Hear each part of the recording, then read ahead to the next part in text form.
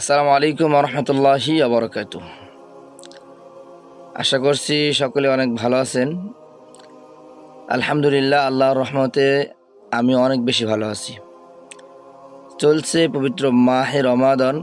রহমতের 10 দিন অলরেডি শেষ হয়ে গেছে। মাগফিরাতের 10 দিন শেষ পর্যায়ে আছি আমরা। এই যে রমজান মাস আমরা পেলাম, এই রমজানটাকে আমরা কতটুকু কাজে লাগাতে পারলাম? এই যে আল্লাহ তাআলা আমাদেরকে একটা বৎসর পরে রমজান মাস উপহার দিল। মানে গত বৎসর যারা রমজান পেয়েছেন, এ বৎসর অনেকেই তারা দুনিয়াতে নেই, অনেকেই দুনিয়াতে নেই। আপনাকে আমাকে আল্লাহ তাআলা যে বাঁচিয়ে রাখছেন, নেয়ামত দিয়েছেন, এই যে বরকতপূর্ণ একটি মাস রমজান মাস আল্লাহ তাআলা আপনাকে আমাকে উপহার হিসেবে দিলেন।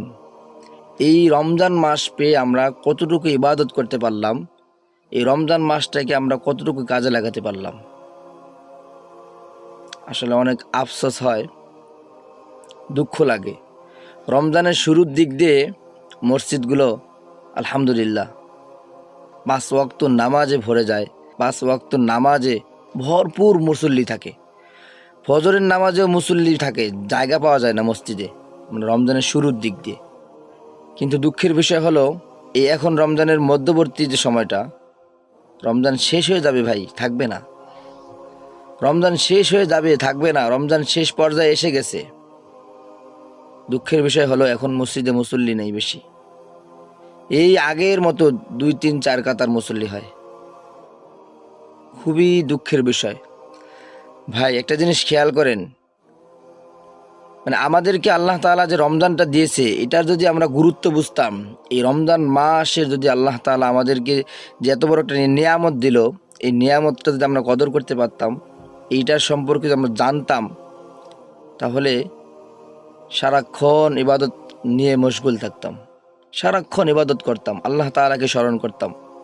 আমরা যারা মুসলমান, আবেগের বিষয়ে আবেগে কয়েক রমজান আমরা নামাজ পড়ি, মসজিদে ভরপুর মুসল্লি হয়। খুবই দুঃখজনক।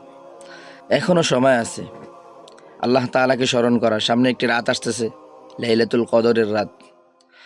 এই রাতের ফজিলত আল্লাহ তাআলা অনেক বেশি দিয়েছেন। এই রাতটাকে আমরা কাজে লাগাবো। আল্লাহ তাআলা এই রমজানের উসিলায় প্রত্যেকটি মুমিন মুসলমান বান্দা বান্দিকে আল্লাহ তাআলা যেন মাফ করে দেন, এই দোয়া আল্লাহ তাআলার কাছে আমরা করব।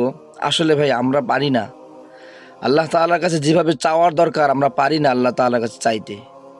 আল্লাহ দেওয়ার জন্য বসে আছেন, কিন্তু আমরা আল্লাহ তাআলাকে ডাকতে পারি না, আল্লাহ তাআলাকে আমরা স্মরণ করতে পারি না, আল্লাহর কাছে চেয়ে নিতে পারি না আমরা। খুবই দুঃখজনক।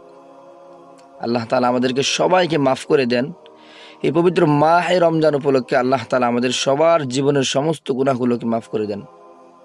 আমিন। আসসালামু আলাইকুম ওয়া রাহমাতুল্লাহি ওয়া বারাকাতুহু।